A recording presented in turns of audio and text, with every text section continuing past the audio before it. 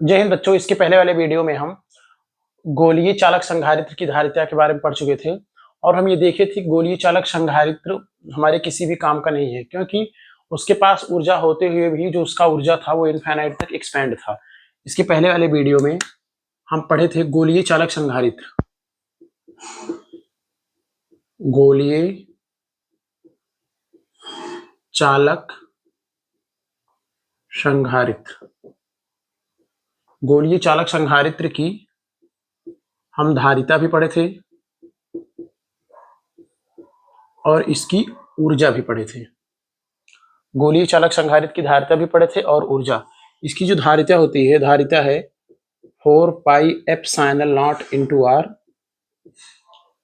ये गोलीय चालक संधारित्र की धारिता है और इसकी ऊर्जा जो आई थी वो आई थी 1/2 CV स्क्वायर 1/2 Q इंटू भी और 1/2 Q स्क्वायर अपॉन 2C। ये गोलीय चालक संधारित्र की ऊर्जा थी और ये क्या थी, इसकी धारिता था।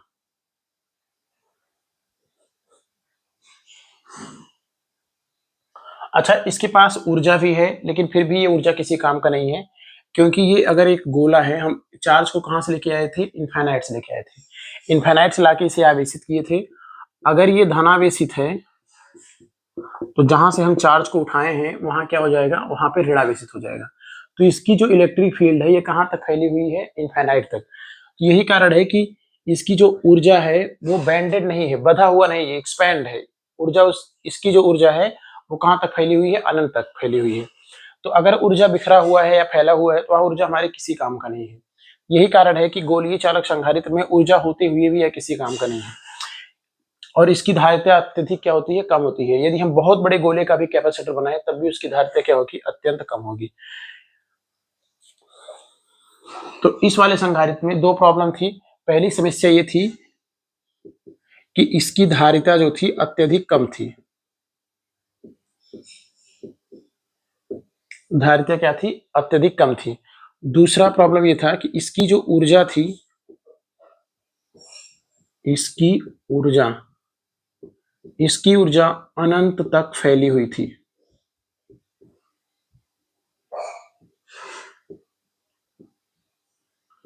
इसकी ऊर्जा कहां तक फैली हुई थी, अनंत तक। तो इस दो समस्या की वजह से गोलीय चालक संधारित्र का उपयोग नहीं किया जा सकता है। और इस समस्या को दूर करने के लिए अब हम एक नया संधारित्र पढ़ेंगे जिसे कहते हैं समांतर प्लेट संधारित्र। और वैसे रियल लाइफ में या दैनिक जीवन में हम किसका उपयोग करते हैं, समांतर प्लेट संधारित्र का। गोलीय चालक संधारित्र का हम उपयोग नहीं करते हैं।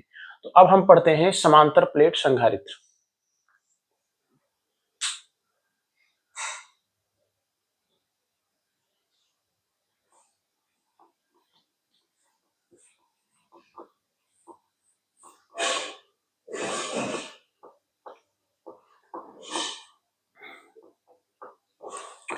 अब हेडिंग है समांतर प्लेट संधारित्र की धारिता।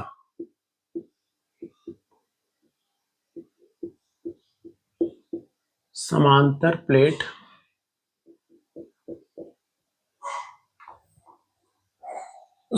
प्लेट संधारित्र की धारिता, इंग्लिश में से कहते हैं parallel plate capacitor. Parallel plate capacitor.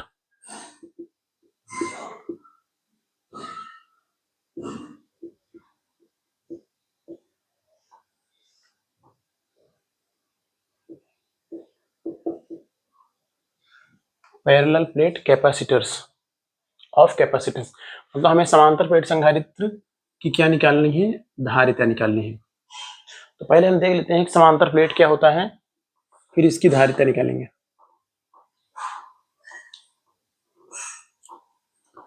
तो हेडिंग क्या है, capacitance of parallel plates capacitor.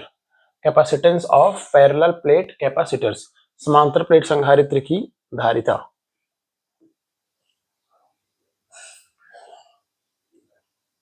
ये एक समांतर प्लेट है। स्टार्टिंग में, प्रारंभ में दोनों प्लेट क्या है, उदासीन है। दोनों प्लेट क्या है, उदासीन है। तो अब हम यदि यहां से इस वाले प्लेट से कुछ आवेश को, कुछ प्लस आवेश को ले आके यहाँ पे रखें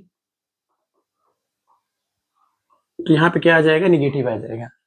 तो जैसे जैसे हम यहाँ पे पॉजिटिव बढ़ाते जाएंगे, यहाँ पे क्या बढ़ता जाएगा, निगेटिव बढ़ता जाएगा। जैसे जैसे हम एक प्लेट पे धनावेशित करते जाएंगे वैसे वैसे दूसरे प्लेट पर क्या होगा, ऋणावेशित। इनके बीच की जो दूरी है वो हम मान लेते हैं स्मॉल डी, और इस पर जितना प्लस क्यू आवेश है उतना ही इस प्लेट पर क्या है, माइनस क्यू आवेश। उतना ही क्या है इस प्लेट पर, माइनस क्यू आवेश। और दोनों प्लेटों के बीच की दूरी क्या है, डी। अच्छा, और प्लेट का जो एरिया है वो कितना है, कैपिटल ए। प्लेट का जो एरिया है वो कितना है, कैपिटल ए है।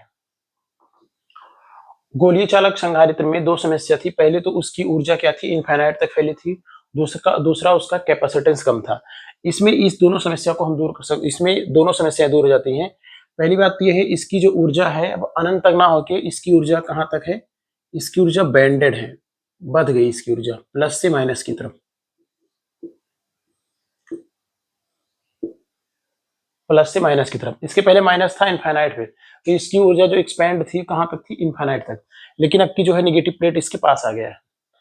ये प्लस, ये गोला था जिसपे कौन सा आवेश था, धनावेश, और हम इनफाइनाइट से चार्ज को लेके आ रहे थे तो यहाँ पे क्या हो रहा था, ऋणावेश। अब की हम क्या किए, इसी को लाके पास में रख लिए, तो इसकी जो ऊर्जा है वो क्या हो गई, बढ़ गई। कितने डिस्टेंस पे, डी डिस्टेंस पे। तो इसकी ऊर्जा क्या हो गई, इसमें बैंडेड हो गई। तो जहां पे पहला था कि उसकी ऊर्जा बधी हुई नहीं थी, उसकी ऊर्जा एक्सपेंड थी, यहाँ पे इसकी ऊर्जा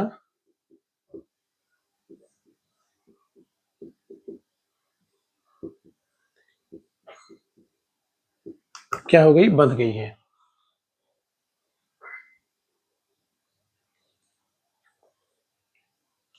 दूसरा, यदि हम इसके बीच का डिस्टेंस कम रखें तो इसकी धारिता बढ़ जाएगी। डी का मान जितना कम होगा, धारिता का मान क्या होगा, उतना ज्यादा होगा। यदि हम इन दोनों प्लेटों को जितना पास में लाके रखें उतना ही क्या होगा, इसकी धारिता होगी।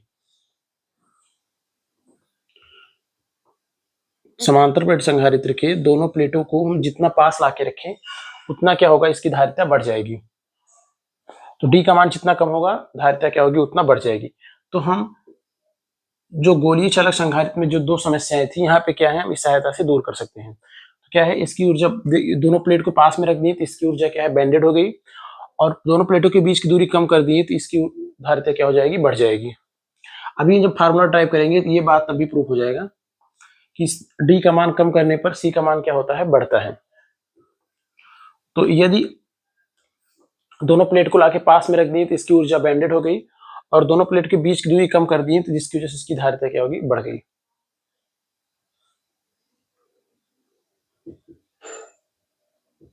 अच्छा, इसमें एक बात ये आता है कि कैपेसिटर को हम चार्ज कैसे किए हैं। तो कैपेसिटर को चार्ज करने का सबसे आसान तरीका है, दोनों प्लेट को किससे जोड़ दो, एक बैटरी से। दोनों प्लेट को किससे जोड़ दो, एक बैटरी को। तो बैटरी क्या करेगी, इसका ये प्लस टर्मिनल है, इसका ये माइनस टर्मिनल है। बैटरी धन प्लेट से, इस प्लेट से ये इलेक्ट्रॉन को यहां से उठाएगी, क्योंकि प्लस है तो इलेक्ट्रॉन को खींचेगा। जब इलेक्ट्रॉन को खींचेगा तो इस पे क्या आएगा, प्लस आएगा, और ये इलेक्ट्रॉन को ट्रांसफर करके कहां पे रख देगा, इलेक्ट्रॉन को ट्रांसफर करके यहाँ पे रख देगा। तो ऐसे इसे कैपेसिटर का एक प्लेट धनावेशित हो जाता है और दूसरा प्लेट क्या होता है, ऋणावेशित, जिनकी बीच की दूरी क्या है, स्मॉल डी। अच्छा, कैपेसिटर में जो एनर्जी स्टोर होता है वो एनर्जी इस प्रकार स्टोर होता है कि जैसे यहाँ पे स्टार्टिंग में ये प्लेट क्या है, उदासीन है। स्टार्टिंग में ये दोनों प्लेट क्या है, उदासीन है। तो अगर हम पहले चार्ज को यहाँ से उठाएंगे तो यहाँ पे पहले चार्ज को लेके जाएंगे तो यहाँ पे प्लस आ जाएगा, यहाँ पे माइनस आ जाएगा। तो पहले चार्ज को ले जाने में किसी प्रकार का कोई खास कार्य नहीं करना पड़ेगा। लेकिन जब हम दूसरे चार्ज को उठाएंगे तो यहाँ पे क्या होगा, दूसरे चार्ज को ले जाएंगे तो यहाँ पे रिपल्सन होगा। तो हमें बाय एक्सटर्नल वर्क बैटरी के द्वारा करके यहाँ पे क्या किया जाता है, चार्ज को एकत्रित किया जाता है, और जो हम बैटरी द्वारा कार्य करते हैं वही एनर्जी कैपेसिटर में स्टोर होती है। क्योंकि पहले चार्ज को ले जाने में ज्यादा वर्क नहीं करना पड़ेगा, परंतु दूसरे चार्ज को लेके जाएंगे, ये दूसरे चार्ज को ले जाएंगे तो ये वाला चार्ज क्या करेगा, रिपल करेगा। तो हम बैटरी द्वारा बाय एक्सटर्नल वर्क करके हम चार्ज को ले जाके यहाँ पे रखेंगे। तो चार्ज को रखेंगे तो हमें क्या करना पड़ेगा, कार्य करना पड़ेगा। तो कार्य के दौरान हम एनर्जी ट्रांसफर किए, वही एनर्जी कैपेसिटर में क्या होता है, स्टोर होता है। तो पहले हम इसकी धारिता निकालेंगे, फिर क्या निकालेंगे, इसकी ऊर्जा। समांतर प्लेट संधारित्र का पहले हम धारिता निकालेंगे, फिर क्या निकालेंगे, इसकी ऊर्जा।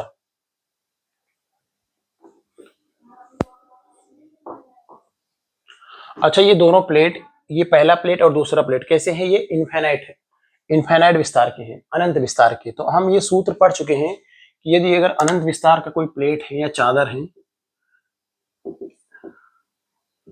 अगर अनंत विस्तार का कोई चादर है और इस पे प्लस क्यू या माइनस क्यू आवेश वितरित हैं, प्लस क्यू या माइनस क्यू आवेश वितरित हैं, तो इसकी वजह से जो इलेक्ट्रिक फील्ड होगा वो सिग्मा अपान 2 एप्सिलॉन नॉट होगा। क्या होगा, सिग्मा अपान 2 एप्सिलॉन नॉट। ये हम गॉस के थ्योरम में जब गॉस का अनुप्रयोग पढ़ रहे थे तो वहां पे हम डेरिवेशन ये किए थे कि ई बराबर क्या होगा, सिग्मा अपान 2 एप्सिलॉन नॉट। अच्छा, ये एक चीज ये भी ध्यान रखना है कि जो इनफाइनाइट है, ये इनफाइनाइट ये कंपैरेटिव चीज है, और किसकी तुलना में बात हो रही है, इस वाले डिस्टेंस की। इस वाले डिस्टेंस की अपेक्षा ये प्लेट काफी बड़ी है, तो हम इसके अपेक्षा इस प्लेट को क्या बोल रहे हैं, इनफाइनाइट बोल रहे हैं। तो इतने ही डिस्टेंस पे इलेक्ट्रिक फील्ड का मान क्या होगा, सिग्मा अपान 2 एप्सिलॉन नॉट। और दिशा किधर होगा, यहाँ पे अगर दिशा देखा जाए, दिशा इसकी इधर होगा, क्योंकि प्लस क्यू आवेश है, तो प्लस क्यू आवेश इस सीट पे प्लस क्यू आवेश है। यहाँ पे यदि हम धन परीक्षण आवेश रखें तो धन परीक्षण आवेश पे उधर बल लगाएगा, और जिधर बल का दिशा होगा उधर इलेक्ट्रिक फील्ड का दिशा होगा। अगर यही प्लेट पे माइनस आवेश होता तब भी electric field sigma upon 2 epsilon not होता, बस इलेक्ट्रिक फील्ड का डायरेक्शन जो है ये चेंज हो जाता, इलेक्ट्रिक फील्ड डायरेक्शन ये वाला होता, जहां पे सिग्मा बराबर क्या है, क्यू अपान ए। सिग्मा बराबर क्या है, क्यू अपान ए, पृष्ठीय आवेश घनत्व, क्यू अपान ए। तो एकांक क्षेत्रफल पर जितना चार्ज होता है उसे क्या कहते हैं, पृष्ठीय आवेश घनत्व। तो हम ये सूत्र पहले प्लेट के लिए लगाएंगे, दूसरे प्लेट के लिए लगाएंगे, और बीच में इलेक्ट्रिक फील्ड निकालेंगे। यदि पहले प्लेट के लिए, यहाँ पहले प्लेट के कारण अगर यहाँ पे इलेक्ट्रिक फील्ड निकाला जाए तो दिशा इधर होगा E1, और सूत्र क्या होगा, सिग्मा अपान 2 एप्सिलॉन नॉट।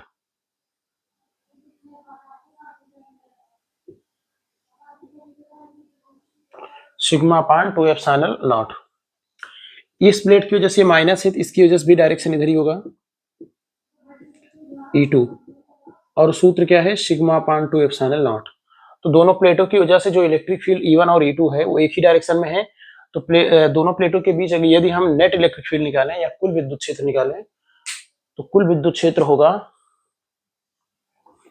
दोनों प्लेटों के कारण बीच में कुल विद्युत क्षेत्र होगा E बराबर दोनों प्लेटों के कारण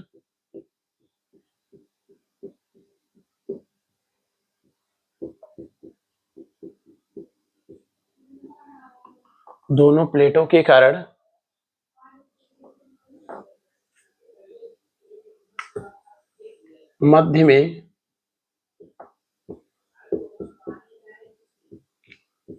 कुल विद्युत क्षेत्र की तीव्रता,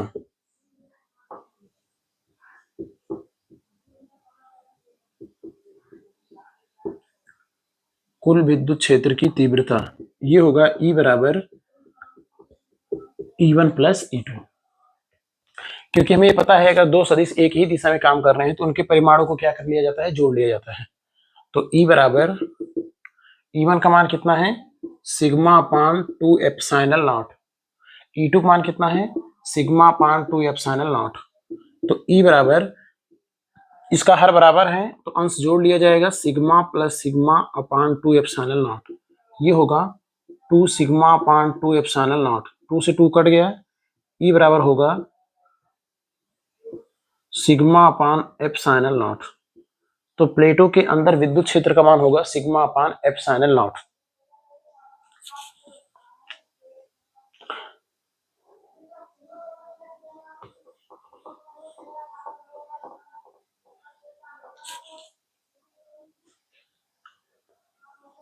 अच्छा, यदि हम यहाँ पे धारिता का सूत्र लिखें, धारिता का सूत्र होता है C बराबर Q अपान डेल्टा V। ये क्या होगा, C बराबर Q अपान डेल्टा V। यहाँ पे क्या लेते हैं हम, विभवांतर। यहाँ पे क्या लिया जाता है, विभवांतर। अच्छा, जब हम गोलीय चालक संधारित्र की जो धारिता निकाल रहे थे तब भी यहाँ पे क्या लिए थे, विभवांतर। क्या लिए थे, विभवांतर। ये गोला है, इनफाइनाइट से हम चार्ज को लेके आ रहे थे, यहाँ का विभव भी था और अनंत का विभव कितना था, V इनफाइनाइट। तो v माइनस v इनफाइनाइट, इसका जो विभवांतर होगा क्या होगा, v माइनस v इनफाइनाइट, और v अनंत पे विभव शून्य होता है, तो विभवांतर किसके बराबर था, विभवांतर जो था वो किसके बराबर था, v के बराबर, क्योंकि अनंत पे विभव का मान शून्य होता है। तो ये ध्यान रहे कि धारिता के सूत्र में नीचे क्या लिखा जाता है, विभवांतर, विभव नहीं लिखा जाता है। C बराबर Q अपान डेल्टा V हम जानते हैं। अच्छा, हम इसके पहले वाले वीडियो में पढ़े थे विद्युत क्षेत्र तथा विभवांतर में संबंध। विद्युत क्षेत्र और विभवांतर में संबंध होता है डेल V बराबर EDR। क्या होता है, EDR। यदि हम परिमाण की बात करें तो डेल V बराबर EDR, तो डेल्टा V बराबर E का मान हम वहां निकाल चुके हैं, सिग्मा अपान एप्सिलॉन नॉट, और DR दोनों प्लेटों के बीच जो डिस्टेंस है वो कितना है, D। दोनों प्लेट के बीच जो डिस्टेंस है वो कितना है, D। अब हम इन्हीं विभवांतर को ले जाके कहाँ रखेंगे, इक्वेशन नंबर 1 में।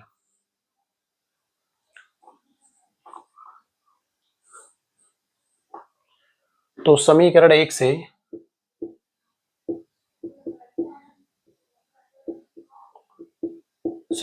से यदि हम इसका मान ले जाके यहां रखें तो C बराबर Q अपान डेल्टा V का मान कितना है, sigma upon epsilon not into D।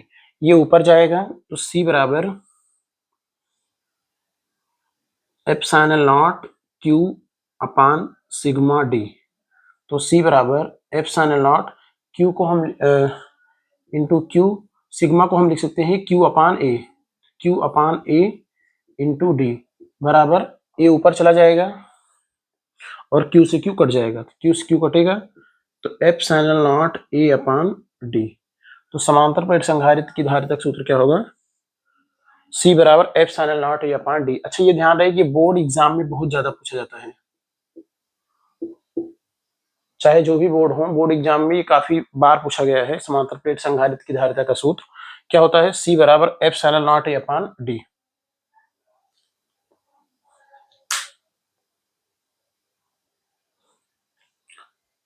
तो समांतर प्लेट संधारित्र की धारिता का सूत्र क्या है, C बराबर epsilon not A upon A, C बराबर epsilon not A upon D।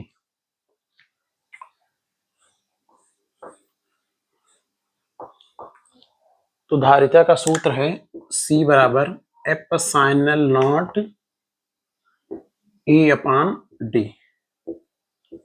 C बराबर epsilon not A upon D। अच्छा, इस सूत्र से पता चलता है कि धारिता का मान किस पे निर्भर करता है, धारिता का मान मीडियम पे डिपेंड करता है और धारिता का मान डायमेंशन पे डिपेंड करता है। इसके पहले जब हम गोलीय चालक संधारित्र का सूत्र निकाले थे, ये वाला C बराबर 4 pi epsilon not into R, तब भी धारिता का मान किस पे, माध्यम और बीमा पे निर्भर कर रहा था। ये ध्यान रहे कि धारिता का मान ना तो चार्ज पे डिपेंड करता है ना तो विभवांतर पे, धारिता का मान डायमेंशन और मीडियम पे डिपेंड करता है। और हम ये भी बताए थे जैसे जैसे D का मान कम होगा वैसे वैसे धारिता का मान क्या होगा, बढ़ेगा। जब ये वाला टॉपिक स्टार्ट किए थे तो बताए थे कि धारिता का मान तब बढ़ता है जब D का मान क्या होता है, कम होता है। ये दोनों प्लेट के बीच की दूरी जितना कम किया जाए उतना ही क्या होगा, इसकी धारिता का मान बढ़ेगा। और क्षेत्रफल या ये एरिया इसका जितना बड़ा किया जाए उतना भी धारिता का मान बढ़ता है।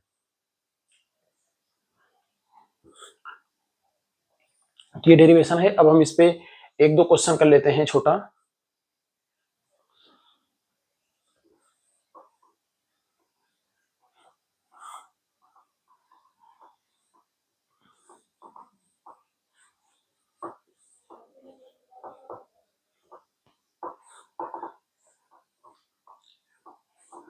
तो धारिता का सूत्र क्या है, C बराबर epsilon not A upon D।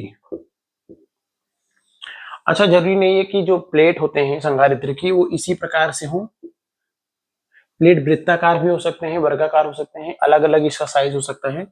अगर मान लो ये एक प्लेट है, आयताकार प्लेट है, इसकी जो लंबाई है L है, चौड़ाई क्या है, B है।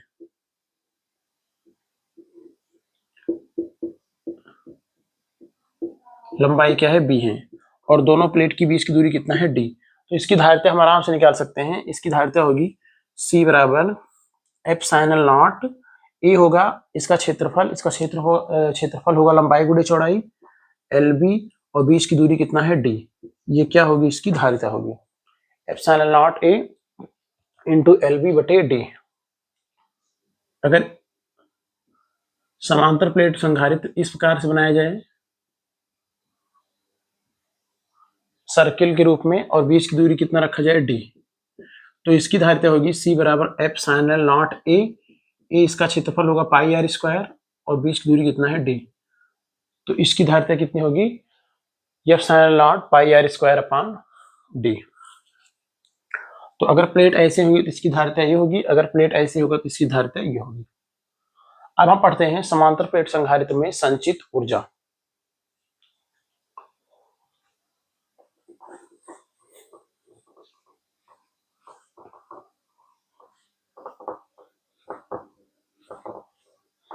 समांतर प्लेट संधारित्र में संचित ऊर्जा।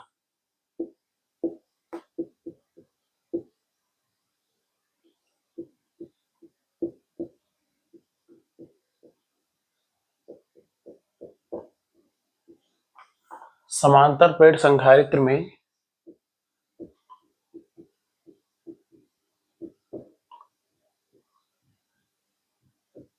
संचित ऊर्जा, समांतर प्लेट संधारित्र में संचित ऊर्जा। और ये कौन सा ऊर्जा है, ये ऊर्जा है स्थितिज ऊर्जा। और ये स्थितिज ऊर्जा का सूत्र स्थितिज ऊर्जा का जो सूत्र है वो किसके लिए है, समांतर प्लेट संधारित्र के लिए, पैरेलल प्लेट संधारित्र के लिए। अच्छा, संधारित्र में जो ऊर्जा एकत्रित होता है आवेश के कारण होता है, तो हम इसके पहले वाले में वीडियो में पढ़ चुके हैं। जो ऊर्जा का सूत्र होता है वो U बराबर के Q1 Q2 बाई आर होता है। तो इससे ये पता चल रहा है कि ऊर्जा जो है वो कैसे है, वो आवेश के अकॉर्डिंग है। मतलब जो आवेश, जितना ज्यादा आवेश किसी के अंदर इकट्ठा होगा उतना ज्यादा क्या होगा, एनर्जी इकट्ठा होगा। तो इसीलिए हम बोले थे कि समांतर प्लेट संधारित्र में आवेश, या तो ये कह सकते हैं कि आवेश एकत्रित है, या तो हम ये कह सकते हैं कि आवेश के रूप में क्या एकत्रित है, विद्युत ऊर्जा।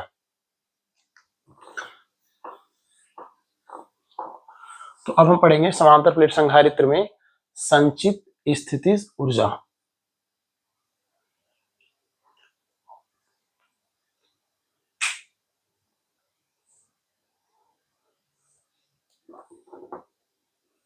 तो अब हम पढ़ेंगे समांतर प्लेट संधारित्र में संचित ऊर्जा।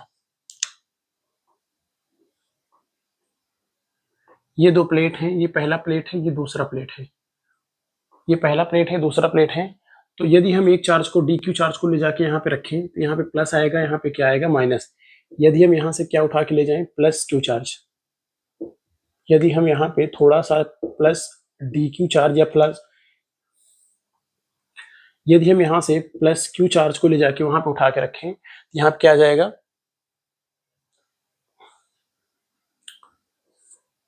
सॉरी, यदि हम यहाँ से चार्ज को उठा के ले जाके यहाँ पे रखें तो यहाँ पे क्या आ जाएगा, प्लस। यहाँ पे यदि हम यहाँ से एक इलेक्ट्रॉन को ले जाके यहाँ पे रखें, क्या यहाँ पे क्या आएगा, माइनस।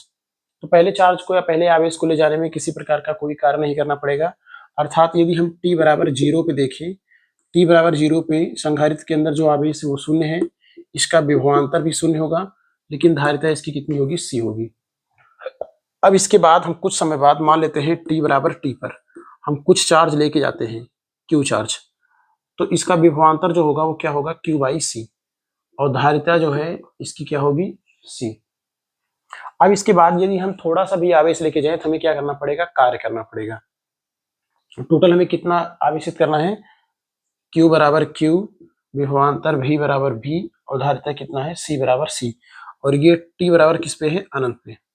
जब समय समाप्त हो जाएगा, मतलब बहुत समय बाद, अनंत का मतलब होता है कि जब ये कैपेसिटर फुल्ली चार्ज हो जाए, तो t बराबर इनफाइनाइट या समय समाप्त होने पर कैपेसिटर पे कितना आवेश आ गया, कैपिटल Q, विभवांतर इसका कितना हो जाएगा v, और धारिता कितना होगा, c। लेकिन ये ध्यान रहे कि इसके बाद यदि हम संधारित्र में स्मॉल q आवेश लेके आए तो विभवांतर होगा q बाई सी, और धारिता कितनी होगी, c। इसके बाद यदि हम संधारित्र पे dq आवेश को भी लेके जाएं तो हमें क्या करना पड़ेगा, कार्य करना पड़ेगा। क्योंकि हम शुरू स्टार्टिंग से ही पढ़ते आ रहे हैं कि पहले चार्ज को ले जाने में किसी प्रकार का कोई कार्य नहीं करना पड़ेगा। लेकिन दूसरे चार्ज को जब हम लेके जाएंगे तो यहाँ पे क्या आ जाएगा, नेगेटिव, और ये क्या करेगा, दूसरे चार्ज को रिपल करेगा। यहाँ से अगर हम एक इलेक्ट्रॉन को उठाएं, एक इलेक्ट्रॉन यहाँ पे रखें, तो यहाँ पे इलेक्ट्रॉन के ऊपर नेगेटिव आवेश होता है, तो यहाँ पे नेगेटिव आ जाएगा। यहाँ पे क्या आएगा, पॉजिटिव। दूसरा इलेक्ट्रॉन को यदि हम उठा के यहाँ पे ला के रखें तो हमें कार्य करना पड़ेगा, क्योंकि यहाँ से इलेक्ट्रॉन को निकालने में भी समस्या है और यहाँ पे ले जाने में भी दिक्कत है। तो हमें उसके लिए क्या करना पड़ेगा, कार्य करना पड़ेगा। और यही जो हम कार्य करेंगे, यही यहाँ पे क्या करना होगा, यही जो हम कार्य करेंगे, यही संधारित्र में ऊर्जा के रूप में क्या होगा, संचित होगा।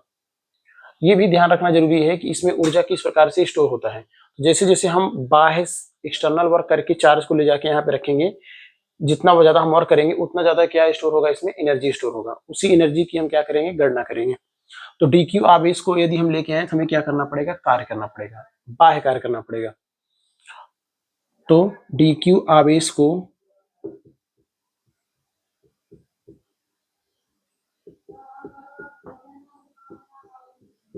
दूसरे प्लेट पर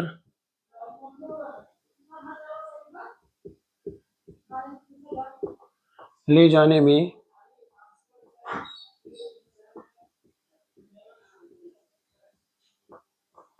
किया गया कार्य। तो dq आवेश को दूसरे प्लेट पर यदि हम ले जाएंगे तो हमें क्या करना पड़ेगा, कार्य।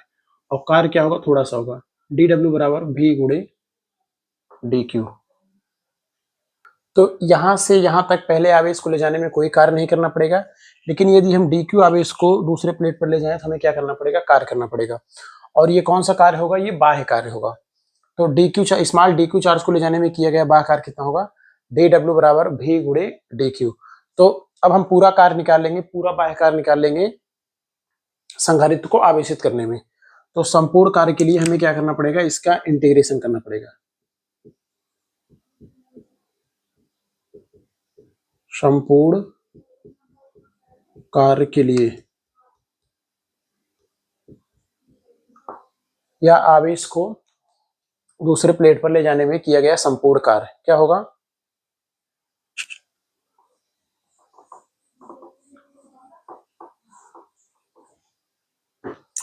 W external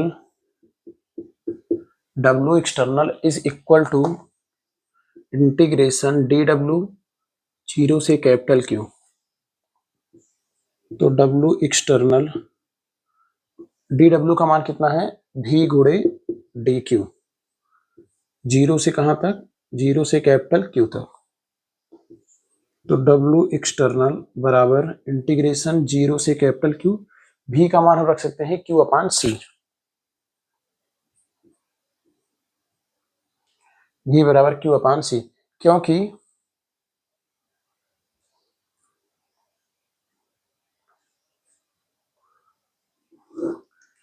t बराबर 0 पे संधारित्र पे आवेश 0 था, विभवांतर भी 0 और धारिता कितना है C। और t बराबर t पर संधारित्र पर आवेश Q, विभवांतर Q बाई C और धारिता कितना होगा C। जस्ट इसके बाद यदि हम dq आवेश को लेके आए तो हमें क्या करना पड़ेगा, कार्य करना पड़ेगा। इसलिए हम विभवांतर का मान कितना रखे हैं, Q बाई C। तो W एक्सटर्नल बराबर 1 अपान C, कॉन्स्टेंट है बाहर आ जाएगा, इंटीग्रेशन 0 से Q, Q dq। यहां पे कट रहा है ये,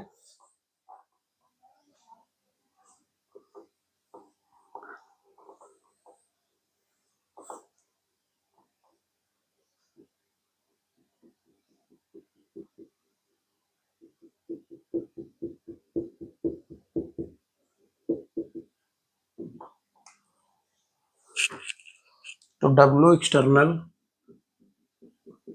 बराबर 1 बाई C। इसका जब हम समाकलन करेंगे 1/C पहले बाहर आ जाएगा और Q का समाकलन होगा Q square by 2। Q square by 2, limit कहां से कहां तक, 0 से Q तक।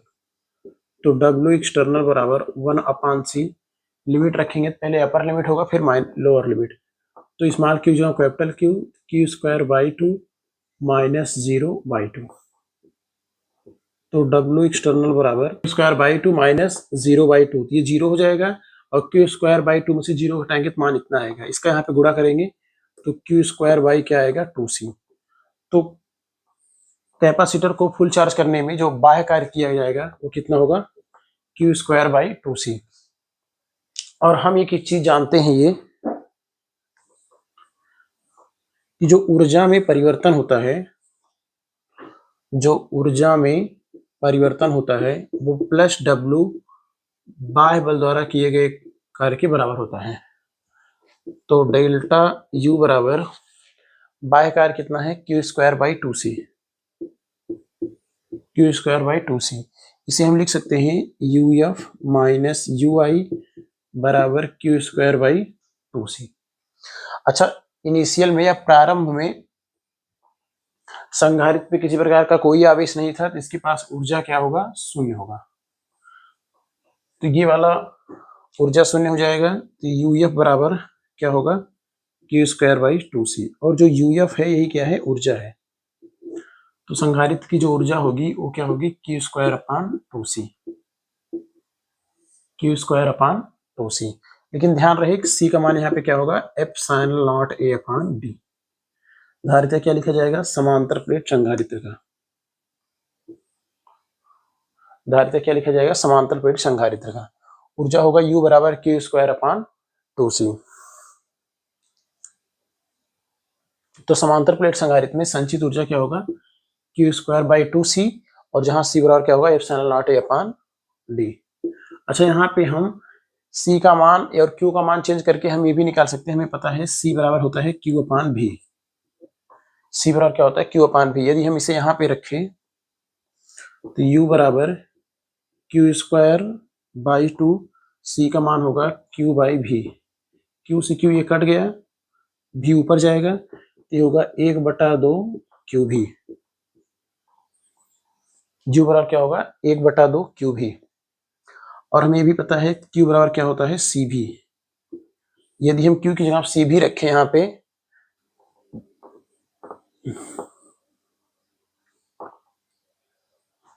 U बराबर 1/2 QV। ऊर्जा का एक फार्मूला ये आया है, एक फार्मूला ये आया है। अगर हम Q बराबर CV यहाँ रख दें तो एक नया फार्मूला मिल जाएगा। U बराबर CV का स्क्वायर अपान क्या होगा, 2C। तो U बराबर C²V² अपान 2C। स्क्वायर से ये कट जाएगा, U बराबर आएगा 1/2 CV²। तो ऊर्जा का एक सूत्र ये है, एक सूत्र ये है, और एक सूत्र ये है। और धारिता का क्या है, C बराबर ε0A/d।